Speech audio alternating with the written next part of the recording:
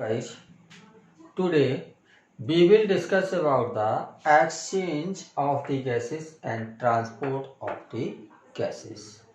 तो exchange of gases हम लोग पढ़ चुके हैं कि एक्सचेंज ऑफ गैसेस दो जगह पर होता है। एक तो एल्वोलाई ऑफ लंग्स और ब्लड के बीच में और दूसरा ब्लड कैपिलरीज और टिश्यू के बीच में। दो जगह पर एक्सचेंज ऑफ गैसेस होते हैं।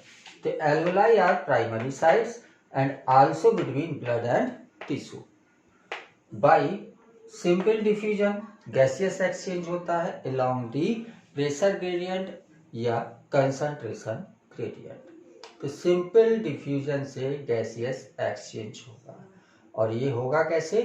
by pressure gradient या concentration gradient, मतलब higher concentration to lower concentration बोल दें या फिर higher pressure to lower pressure. अब ये प्रेशर डिफरेंस कैसे आता है इसको थोड़ा सा समझते हैं। हम एटमॉस्फेरिक एयर को लंग्स तक ले जाते हैं। तो एटमॉस्फेरिक एयर में जनरली जो नाइट्रोजन होता है ये सबसे ज्यादा होता है अबाउट 78%। ऑक्सीजन जो होता है ये 21% होता है। कार्बन डाइऑक्साइड जो होता है ये 0.04% होता है और इनर्ट गैसेस जो होती हैं ये इनर्ट गैसेस लगभग 1% होती है। तो ये मेजर कंपोनेंट होते हैं एयर के। तो एयर में क्या होता है? गैसियस मिक्सचर होता है, कई गैस का मिक्सचर होता है, लेकिन हमें कंसंट्रेट करना है केवल ऑक्सीजन और कार्बन डाइऑक्साइड में, क्योंकि रेस्पायरेशन में ऑक्सीजन और कार्बन डाइऑक्साइड का ही डिफ्यूजन होना है, बाकी सबको हम छोड़ देंगे। यहाँ पर साथ में एक चीज और समझते हैं, partial pressure. Partial pressure partial pressure को हम इस तरह से समझते हैं कि एक कोई कंटेनर है, इस कंटेनर में ए बी सी तीन गैस का मिक्सचर भरा हुआ है और तीनों गैस मिलकर प्रेशर अप्लाई करते हैं वॉल पर, कंटेनर की वॉल पर 10 atm 10 एटमॉस्फेरिक प्रेशर का प्रेशर अप्लाई कर रहे हैं। और इसमें जो ए है इसका परसेंटेज है 25%, बी जो है इसका परसेंटेज है 55% और जो सी है इसका परसेंटेज है 20%। मतलब 100% जो होता है उसमें 25% गैस ए है, 55% गैस बी है और 20% गैस सी है। तो इनका पार्शियल प्रेशर क्या होगा? पार्शियल प्रेशर ऑफ ए का पार्शियल प्रेशर अगर हम निकालें तो ये होगा, जितना परसेंटेज है 25% मल्टीप्लाई बाई 10 कितना हो जाएगा? 2.5 atm। 2.5 atm ये ए गैस अकेली कंटेनर की वॉल पर प्रेशर अप्लाई करेगी। इसी तरह से बी का निकालें तो ये आ जाएगा 5.5 atm और अगर सी का निकाले तो ये आ जाएगा 2.0 atm। तीनों को जोड़ देंगे टोटल हो जाएगा 10 atm। तो इंडिविजुअल गैस, किसी भी गैसेस के मिक्सचर में इंडिविजुअल गैस जितना प्रेशर अप्लाई करती है वो कहलाता है उसका पार्शियल प्रेशर। हमें प्रेशर ग्रेडियंट के अलॉन्ग ही तो डिफ्यूजन कराना है, तो हमें ऑक्सीजन और कार्बन डाइऑक्साइड के पार्शियल प्रेशर का पता होना चाहिए और जनरली ये हमको रटने पड़ते हैं, इनको रटना पड़ेगा। तो इस चार्ट से हम समझते हैं कि रेस्पिरेटरी गैसेस में जो एटमॉस्फेरिक एयर है इसमें ऑक्सीजन का पार्शियल प्रेशर जो होता है ये होता है 159 mmHg मिलीमीटर मरकरी और कार्बन डाइऑक्साइड बहुत कम परसेंटेज था तो प्रेशर भी कम होगा, कितना होगा? 0.3 mmHg। और जब ये लंग्स में पहुंचेंगी तो लंग्स में क्या होता है? ऑलरेडी पहले से ही कुछ गैसेस प्रेजेंट होती हैं जिनमें कार्बन डाइऑक्साइड का अमाउंट ज्यादा होगा, ऑक्सीजन का अमाउंट कम होगा। तो ऑक्सीजन कम मिली, कार्बन डाइऑक्साइड ज्यादा मिक्स हो गई उसमें, तो कार्बन डाइऑक्साइड का अमाउंट बढ़ जाएगा और ऑक्सीजन का अमाउंट कम हो जाएगा, तो ऑक्सीजन का पार्शियल प्रेशर भी कम हो जाएगा और कार्बन डाइऑक्साइड का पार्शियल प्रेशर बढ़ जाएगा। क्यों बढ़ी ये? एटमॉस्फेरिक एयर जैसे ही अंदर गई, लंग्स के अंदर जो रेजिडुअल वॉल्यूम वगैरह था, पहले से गैसेस प्रेजेंट थी, दो वॉल्यूम प्रेजेंट होंगे। टाइडल वॉल्यूम जब हम अंदर ले जाएंगे तो उसमें एक्सपायरेटरी रिजर्व वॉल्यूम प्रेजेंट होगा और रेजिडुअल वॉल्यूम प्रेजेंट होगा, और दोनों का ऑक्सीजन जो है वो ले चुके, यूज हो गया होगा। ठीक, तो उसमें कार्बन डाइऑक्साइड ज्यादा होगी और ऑक्सीजन कम होगा, तो कार्बन डाइऑक्साइड का पार्शियल प्रेशर बढ़ जाएगा, ऑक्सीजन का कम हो जाएगा। तो एल्वोलाई ऑफ लंग्स में ऑक्सीजन का पार्शियल प्रेशर बचता है 104 और कार्बन डाइऑक्साइड का प्रेशर बढ़कर हो जाता है 40 mmHg। डीऑक्सीजनेटेड ब्लड जो होता है, इसमें पार्शियल प्रेशर ऑक्सीजन का 40 बचता है, क्योंकि डीऑक्सीजनेटेड ब्लड है, ऑक्सीजन इसकी यूज हो चुकी है, कार्बन डाइऑक्साइड इसमें मिक्स हो चुका है, तो कार्बन डाइऑक्साइड का पार्शियल प्रेशर बढ़ के 45 हो जाएगा। ऑक्सीजनेटेड ब्लड में ऑक्सीजन ज्यादा होगी, कार्बन डाइऑक्साइड कम, तो ऑक्सीजन का परसेंटेज पार्शियल प्रेशर 95 और कार्बन डाइऑक्साइड का 40 होगा। और टिश्यू में तो जितनी ऑक्सीजन होगी वो सेल यूज कर लेगी रेस्पिरेशन में, कार्बन डाइऑक्साइड बाहर निकालेगी, तो कार्बन डाइऑक्साइड का पार्शियल प्रेशर ज्यादा होगा और ऑक्सीजन का कम होगा। तो ये थोड़ा सा रटने वाली चीज है, इसको रटना पड़ेगा कि किसका पार्शियल प्रेशर कितना होता है। अब हम समझते हैं कि डिफरेंट सरफेसेस पर कैसे गैसियस एक्सचेंज होता है। उसके लिए इस फिगर पर आते हैं। यहाँ पर ये एल्वोलाई ऑफ लंग्स है और ये टिश्यू है और ये ब्लड है जो ट्रांसपोर्ट हो रहा है, एक जगह से दूसरी जगह पर जा रहा है। तो एल्वोलर एयर में हमें पता है पार्शियल प्रेशर ऑक्सीजन का 104 और पार्शियल प्रेशर कार्बन डाइऑक्साइड का 40 mmHg होता है। और लंग्स में कौन सा? डीऑक्सीजनेटेड ब्लड आता है, और डीऑक्सीजनेटेड ब्लड में ऑक्सीजन का पार्शियल प्रेशर 40 होता है, कार्बन डाइऑक्साइड का 45 होता है। तो जब ये ब्लड लंग्स के पास आएगा तो पार्शियल प्रेशर में डिफरेंस देखते हैं ऑक्सीजन के, 104-40, यहाँ ज्यादा है यहाँ कम है, तो ऑक्सीजन क्या होगी?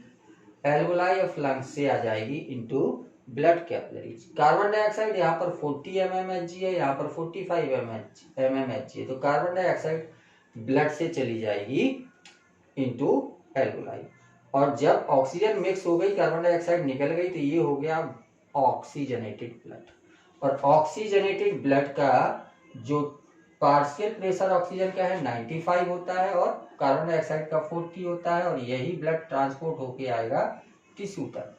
और टिश्यू तक जो ब्लड आया ये ऑक्सीजनेटेड है, और ऑक्सीजनेटेड ब्लड में ऑक्सीजन का पार्शियल प्रेशर 95 है, टिश्यू में 40 है, तो ऑक्सीजन ब्लड से चली जाएगी इनटू टिश्यू। कार्बन डाइऑक्साइड का 45 है, ब्लड में 40 है, तो कार्बन डाइऑक्साइड चली जाएगी फ्रॉम टिश्यू टू ब्लड, और फिर यही ब्लड वापस चला जाएगा लंग्स में। इस तरह से सर्कुलेशन होता रहेगा और गैसियस एक्सचेंज होता रहेगा। तो this is all about exchange of gas. बहुत सिंपल है अगर आप परसेंटेज या पार्शियल प्रेशर याद रख रहे हैं गैसेस का। नेक्स्ट टॉपिक पर आते हैं, ट्रांसपोर्ट ऑफ दी गैसेस। तो गैसेस का ट्रांसपोर्ट, ये जो ब्लड में जो ट्रांसपोर्ट हो रहा है गैसेस का, ऑक्सीजन और कार्बन डाइऑक्साइड का, ये किस फॉर्म में हो रहा है? ट्रांसपोर्ट ऑफ गैसेस जो होता है वो ऑक्सीजन का अगर देखें तो ऑक्सीजन का मैक्सिमम पार्ट, मतलब लगभग 90% जो पोर्शन होता है ये आरबीसी से होता है। आरबीसी की जो सरफेस होती है, इस सरफेस पर एक प्रोटीन प्रेजेंट होती है जिसको हम बोलते हैं हीमोग्लोबिन प्रेजेंट होती है आरबीसी की सरफेस पर। और इस हीमोग्लोबिन में कैपेसिटी होती है कि ये एक हीमोग्लोबिन का मॉलिक्यूल मैक्सिमम 4 ऑक्सीजन के मॉलिक्यूल्स को कैरी कर सकता है। 4 ऑक्सीजन के मॉलिक्यूल एक हीमोग्लोबिन के मॉलिक्यूल से जुड़ सकते हैं। मैक्सिमम 1 भी जुड़ सकता है, 2 भी जुड़ सकते हैं, 3 भी जुड़ सकते हैं, और मैक्सिमम 4 जुड़ सकते हैं। और ये आपस में मिलकर बना लेंगे ऑक्सी हीमोग्लोबिन। हीमोग्लोबिन को generally capital H small b से लिखते हैं। तो ऑक्सी हीमोग्लोबिन का फॉर्मेशन कर लेते हैं ऑक्सीजन हीमोग्लोबिन के साथ मिलकर, और इसी ऑक्सी हीमोग्लोबिन के फॉर्म में जहां जहां आरबीसी जाएगी वहां पर ये ऑक्सी हीमोग्लोबिन चला जाएगा। लेकिन जो ऑक्सी हीमोग्लोबिन का फॉर्मेशन है ये डिपेंड करता है on the concentration of carbon dioxide. जैसे ही कार्बन डाइऑक्साइड का कंसंट्रेशन बढ़ेगा हीमोग्लोबिन ऑक्सीजन को तोड़ना शुरू कर देगा। मतलब ये रिएक्शन रिवर्स डायरेक्शन में हो जाएगी अगर कार्बन डाइऑक्साइड का अमाउंट बढ़ रहा है। तो कार्बन डाइऑक्साइड का अमाउंट बढ़ने पर ये क्या होगा, रिवर्स डायरेक्शन में चली जाएगी और ऑक्सी हीमोग्लोबिन टूट जाएगा हीमोग्लोबिन और ऑक्सीजन में। इसके साथ साथ अगर हाइड्रोजन आयन कंसंट्रेशन बढ़ रहा है तब भी ये रिवर्स डायरेक्शन में जाएगी, और अगर टेम्परेचर बढ़ रहा है तब भी ये रिवर्स डायरेक्शन में जाएगी। तो ऑक्सीजन का कंसंट्रेशन बढ़े, तो ऑक्सीजन का कंसंट्रेशन बढ़ने पर ये ऑक्सी हीमोग्लोबिन बनाएगा। Carbon dioxide, hydrogen ion, temperature, इन तीनों में से कोई बढ़ता है तो ये रिवर्स डायरेक्शन में ये रिएक्शन चली जाती है। और इसी से रिलेटेड एक कर्व है oxygen dissociation curve. Oxygen dissociation curve, इसमें हम एक ग्राफ बनाते हैं, ग्राफ से इसको समझते हैं ऑक्सीजन डिसोसिएशन कर्व को, जिसमें एक्स एक्सिस पर पार्शियल प्रेशर ऑफ ऑक्सीजन लेंगे। ये एक्स एक्सिस है, इसमें पार्शियल प्रेशर लेंगे हम ऑक्सीजन का। धीरे धीरे यहाँ से इस तरफ आगे की ओर ऑक्सीजन का पार्शियल प्रेशर बढ़ाते चले जाएंगे, और यहाँ पर हम लेंगे सैचुरेशन ऑफ हीमोग्लोबिन। हीमोग्लोबिन के मॉलिक्यूल का परसेंटेज सैचुरेशन, कितने परसेंट हीमोग्लोबिन सैचुरेटेड है। तो जैसे जैसे हम ऑक्सीजन का कंसंट्रेशन बढ़ाएंगे वैसे वैसे हीमोग्लोबिन का कंसंट्रेशन बढ़ता, हीमोग्लोबिन का सैचुरेशन बढ़ता चला जाएगा। लेकिन एक समय ऐसा आएगा कि जितने भी हीमोग्लोबिन हैं सब हीमोग्लोबिन में 4-4 ऑक्सीजन जुड़ गए, उसके बाद कोई हीमोग्लोबिन में 5वां ऑक्सीजन जुड़ने का कोई चांस ही नहीं है। तो उसके बाद ये क्या होगा, ये रिएक्शन स्टेशनरी हो जाएगी, रुक जाएगी। तो यहाँ पर ऑक्सीजन का पार्शियल प्रेशर और परसेंटेज सैचुरेशन ऑफ हीमोग्लोबिन का अगर हम कर्व खींचते हैं तो ये हमें सिग्मॉइड कर्व एक ऑब्टेन होता है, सिग्मॉइड कर्व। और यहाँ पर अगर हम देखें कि कार्बन डाइऑक्साइड का परसेंटेज बढ़ा दिया हमने, या हाइड्रोजन आयन का कंसंट्रेशन बढ़ा दिया, या टेम्परेचर का कंसंट्रेशन बढ़ा दिया, तब क्या होगा, तब ऑक्सीजन की रिवर्स डायरेक्शन में रिएक्शन जाने की वजह से परसेंटेज सैचुरेशन जो होगा वो कम हो जाएगा। मतलब ऑक्सीजन की इतनी कंसंट्रेशन में, और आगे लेते हैं, ऑक्सीजन की इतनी कंसंट्रेशन में इतना सैचुरेशन होना चाहिए, लेकिन ये इतना नहीं होगा। कैसा हो जाएगा, इतना ही सैचुरेशन हो पाएगा, और ये कर्व पूरा राइट साइड में शिफ्ट हो जाएगा। तो ये राइट साइड में जो शिफ्टिंग हो रही है ये किसकी वजह से हो रही है, अगर कार्बन डाइऑक्साइड का कंसंट्रेशन बढ़ रहा है, या हाइड्रोजन आयन कंसंट्रेशन बढ़ रहा है, या टेम्परेचर इसका बढ़ रहा है, इसको हम बोलते हैं बोहर्स इफेक्ट। और आगे देखते हैं, ऑक्सीजन का मैक्सिमम ट्रांसपोर्ट जो था ये ऑक्सीजन हीमोग्लोबिन के फॉर्म में था। अब बचा हुआ 3% ऑक्सीजन ये क्या करता है, प्लाज्मा में घुल जाता है, और प्लाज्मा में डिजॉल्व स्टेज में एक जगह से दूसरी जगह प्लाज्मा जैसे जैसे ट्रांसपोर्ट होगा डिजॉल्व स्टेज में वो भी चला जाएगा। तो 3% ऑक्सीजन ये प्लाज्मा में डिजॉल्व होकर ट्रांसपोर्ट होती है। कार्बन डाइऑक्साइड के ट्रांसपोर्ट की बात करें तो कार्बन डाइऑक्साइड में 20 to 25% आरबीसी के साथ जुड़ती है। जैसे ये हीमोग्लोबिन है वैसे ही कार्बन डाइऑक्साइड का अमाउंट जब बहुत ज़्यादा बढ़ जाता है तब क्या होता है कि हीमोग्लोबिन कार्बन डाइऑक्साइड के साथ मिलकर कार्बामीनो हीमोग्लोबिन का फॉर्मेशन कर लेते हैं, कार्बामीनो हीमोग्लोबिन का फॉर्मेशन कर लेते हैं, और इस कार्बामीनो हीमोग्लोबिन के फॉर्म में 20 to 25% कार्बन डाइऑक्साइड का ट्रांसपोर्ट होता है। अब यहाँ पर कार्बन डाइऑक्साइड का कंसंट्रेशन बढ़ेगा, ऑक्सीजन तो टिश्यू ने ले ली, हीमोग्लोबिन फ्री हो गया, हीमोग्लोबिन फ्री हो गया तो वो कार्बन डाइऑक्साइड से जुड़ जाएगा और कार्बामिनो हीमोग्लोबिन का फॉर्मेशन बना लेगा। लेकिन एफिनिटी कम होती है, एफिनिटी कम होने की वजह से कार्बन डाइऑक्साइड कम ही जोड़ पाएगा, केवल 20 to 25% ही जोड़ पाएगा और इससे ज़्यादा नहीं जोड़ पाता है।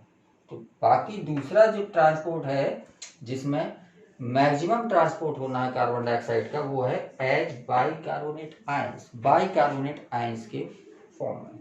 हमारे ब्लड में एक एंजाइम होता है कार्बोनिक एनहाइड्रेज, और ये कार्बोनिक एनहाइड्रेज एंजाइम जो होता है, ये कार्बोनिक एनहाइड्रेज एंजाइम्स क्या करते हैं, कार्बन डाइऑक्साइड और वाटर को जोड़कर बना लेंगे carbonic acid H2CO3 with the help of carbonic anhydrase enzyme H2CO3। और ये यही एंजाइम कार्बोनिक एनहाइड्रेज इसको तोड़ देता है into hydrogen ion plus bicarbonate ion, और ये बाइकार्बोनेट आयन प्लाज्मा में पड़ा रहता है, प्लाज्मा के साथ एक जगह से दूसरी जगह पर ट्रांसपोर्ट हो जाता है। तो मैक्सिमम ट्रांसपोर्ट जो होना है वो बाइकार्बोनेट आयन के फॉर्म में होना है, और जरूरत पड़ने पर ये डायरेक्शन, ये रिएक्शन इसी एंजाइम की वजह से रिवर्स डायरेक्शन में होगा। मतलब यहाँ पर कार्बन डाइऑक्साइड को बाहर निकालना है तो बाइकार्बोनेट आयन फिर से यहाँ पर हाइड्रोजन आयन के साथ जुड़ेंगे, और हाइड्रोजन आयन जुड़ने के बाद कार्बोनिक एसिड बनाएंगे और फिर ये कार्बन डाइऑक्साइड और वाटर में टूट जाएंगे, कार्बन डाइऑक्साइड यहाँ से निकल जाएगा। तो वही एंजाइम, एक ही एंजाइम दोनों डायरेक्शन में काम करता है। इसके बाद थोड़ा सा जो बचा हुआ भाग है, लगभग 70% कार्बन डाइऑक्साइड का, ये प्लाज्मा में डिसॉल्व होके एक जगह से दूसरी जगह पर ट्रांसपोर्ट हो जाता है, प्लाज्मा में डिसॉल्व होके। तो आपने देखा कि कार्बन डाइऑक्साइड 3 फॉर्म में ट्रांसपोर्ट हो रही है, H carbamino haemoglobin, H bicarbonate ion, और in the as the dissolved state with plasma, in plasma में dissolve होगा।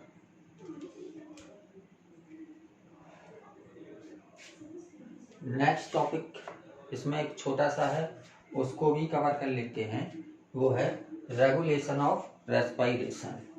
रेगुलेशन ऑफ रेस्पिरेशन, रेस्पिरेशन को रेगुलेट कौन करता है?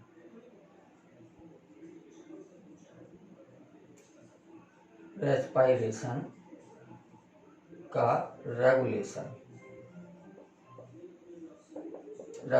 Of respiration. तो रेस्पिरेशन आप जनरली देखते हैं कि जो रेस्पिरेशन है ये कभी कम रहता है, कभी ज़्यादा रहता है, कभी नॉर्मल रहता है। तो इसको कौन, कैसे ये रेगुलेट होता है? तो इसके लिए हमारे ब्रेन में रेस्पिरेटरी सेंटर्स होते हैं, रेस्पिरेटरी सेंटर्स। और ये रेस्पिरेटरी सेंटर्स जो होते हैं, ये रेस्पिरेटरी सेंटर्स रेगुलेट करते हैं रेस्पिरेशन को। पहला जो रेस्पिरेटरी सेंटर है ये प्रेजेंट होता है इन दी medulla oblongata of hind brain.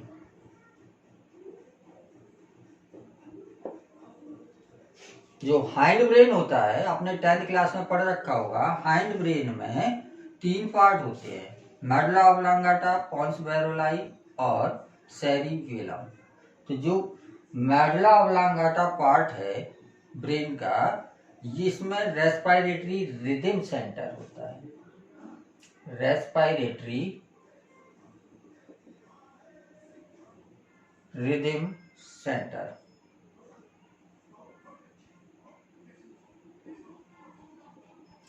और जैसा नाम है इसका, ये रिदम बना के रखेगा, रेस्पिरेशन की रिदम बना के रखेगा। दूसरा जो सेंटर होता है ये प्रेजेंट होता है पॉन्स रीजन में। ये भी पॉन्स जो होता है ये भी किसका पार्ट है, हाइंड ब्रेन का। अभी आपको थोड़ी देर पहले बताया था पॉन्स बेरोलाई, सेरिबेलम और मेडुला ऑब्लांगाटा, ये तीनों हाइंड ब्रेन के पार्ट हैं। इसमें न्यूमोटैक्सिक सेंटर होते हैं, न्यूमोटैक्सिक सेंटर। ये न्यूमोटैक्सिक सेंटर क्या होते हैं, जो ऑक्सीजन और कार्बन डाइऑक्साइड के कंसंट्रेशन को पता करता है। और ये न्यूमोटैक्सिक सेंटर जो होता है ये ऑक्सीजन के लिए कम लेकिन कार्बन डाइऑक्साइड के लिए ज़्यादा सेंसिटिव होता है। अगर ब्लड में कार्बन डाइऑक्साइड बढ़ रही है तो क्या करेगा, ये हमारी सांस को तेज कर देगा जिससे ज़्यादा ऑक्सीजन हमको मिल सके। तो कार्बन डाइऑक्साइड या हाइड्रोजन आयन के लिए ये न्यूमोटैक्सिक सेंटर ज्यादा सेंसिटिव होता है इन कंपैरिजन टू ऑक्सीजन, ये याद रखना है। तो इसमें ज्यादा कुछ नहीं, बस इतने ही पॉइंट है। मेडुला ऑब्लांगाटा ये रेस्पिरेटरी रिदम सेंटर इसमें प्रेजेंट होता है जो रेस्पिरेशन की रिदम को मेंटेन करता है। पॉन्स बेरोलाई में न्यूमोटैक्सिक सेंटर होता है जो कार्बन डाइऑक्साइड या हाइड्रोजन आयन की कंसंट्रेशन को के लिए सेंसिटिव होता है। मतलब अगर बॉडी में के ब्लड में कार्बन डाइऑक्साइड का अमाउंट बढ़ रहा है तो ये क्या करेगा, स्टिमुलेट हो जाएगा और ज़्यादा ब्रीदिंग ज़्यादा कराएगा, जिसकी वजह से कार्बन डाइऑक्साइड ज़्यादा बाहर निकलेगी और ऑक्सीजन ज़्यादा अंदर आएगी। अब इसी से रिलेटेड छोटे छोटे से डिसऑर्डर्स होते हैं रेस्पिरेशन से रिलेटेड। तो ये लास्ट टॉपिक है इस चैप्टर का, इसको भी कवर कर लेते हैं। Disorders of respiration, disorder of respiration. Respiratory disorder में जो पहला डिसऑर्डर है ये है एस्थमा। सबने सुन रखा होगा, एस्थमा को का नाम सबने सुना होगा। इसमें क्या होता है, ब्रीदिंग में डिफिकल्टी होने लगती है जिसकी वजह से व्हीजिंग साउंड प्रोड्यूस होती है। मतलब एक सीटी जैसी आवाज स्टार्ट सुनाई देती है उनकी सांस लेने में, व्हीजिंग साउंड कहते हैं। तो डिफिकल्टी होगी ब्रीदिंग में और व्हीजिंग साउंड प्रोड्यूस होगी। और इसका रीजन होता है कि एलर्जी की वजह से, ये एलर्जिक डिसऑर्डर है, एलर्जी की वजह से क्या होगा, इन्फ्लामेशन हो जाएगा, inflammation in bronchi and bronchioles. Bronchi और ब्रोंक्यूल्स में क्या हो जाएगा, इन्फ्लामेशन, जिसकी वजह से डिफिकल्टी होगी ब्रीदिंग में और व्हीजिंग साउंड प्रोड्यूस होगी। दूसरा डिसऑर्डर होता है एम्फाइसीमा। एम्फाइसीमा, ये एम्फाइसीमा जनरली सिगरेट स्मोकर्स को होती है, जो सिगरेट के स्मोकिंग बहुत ज़्यादा और बहुत लंबे समय तक करते हैं, इसलिए ये क्रॉनिक डिसऑर्डर होता है। क्रॉनिक डिसऑर्डर ऐसे डिसऑर्डर होते हैं जो काफ़ी लंबे समय में हो लेकिन काफ़ी खतरनाक हो। काफ़ी लंबे समय में धीरे धीरे धीरे धीरे जो डिसऑर्डर डेवलप होते हैं उनको हम बोलते हैं क्रॉनिक डिसऑर्डर्स। और इसमें क्या होता है, एल्वोलाई की जो वॉल होती है ये वॉल डैमेज हो जाती है, वॉल ऑफ एल्वोलाई इसमें डैमेज हो जाती है, जिसकी वजह से क्या होगा, यही वॉल तो रेस्पिरेटरी सरफेस बनाती थी, तो रेस्पिरेटरी सरफेस एरिया कम हो जाएगा।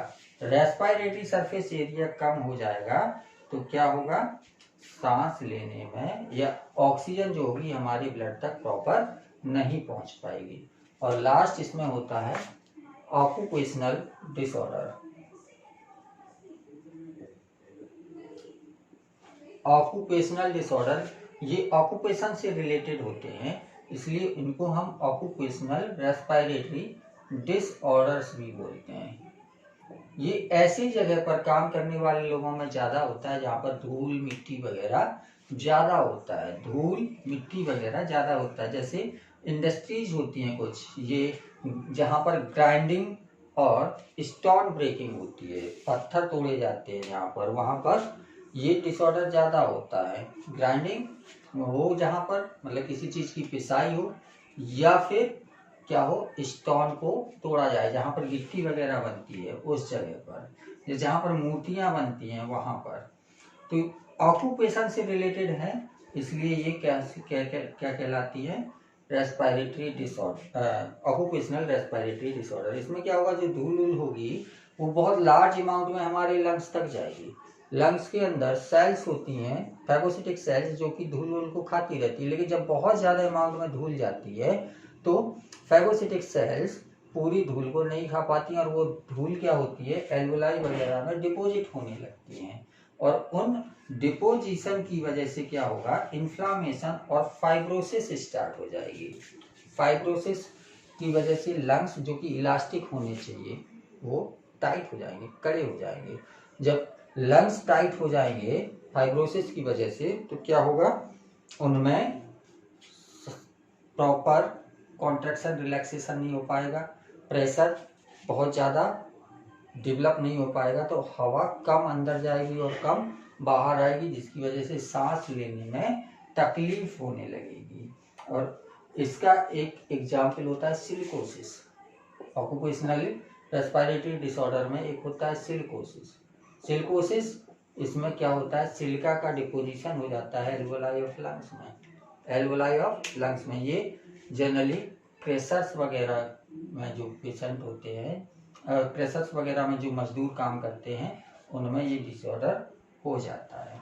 तो ये सीरियस लंग डैमेज का कारण हो सकता है occupational respiratory disorder. And this is all about the respiration. इसके बाद नेक्स्ट टॉपिक, नेक्स्ट चैप्टर अगले टर्न पर शुरू करेंगे।